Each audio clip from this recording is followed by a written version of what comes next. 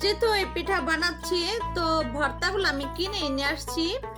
4 পদের ভর্তা, একটা হলো শুটকি ভর্তা, একটা ধইনা পাতার ভর্তা, আরেকটা হলো সরিষা ভর্তা, আরেকটা শুধু মরিচ বাটা।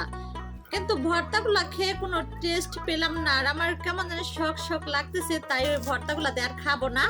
এখন আমি এই ধইনা পাতাগুলো আমি নিজে পাটায় বেটে তারপরে ভর্তা বানাবো, তারপরে খাবো।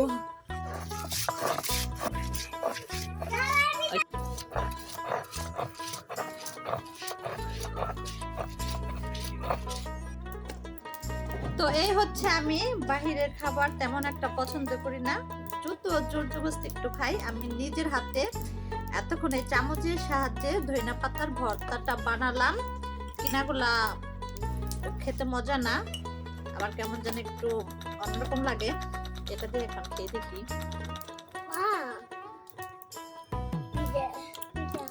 এতক্ষণ পরে মনে হচ্ছে যে একটু ভর্তা দিয়ে চিতই পিঠা খেলাম। নিজেদের হাতের বানানোর জিনিসের মতো বাহিরের তা কখনই হয় না।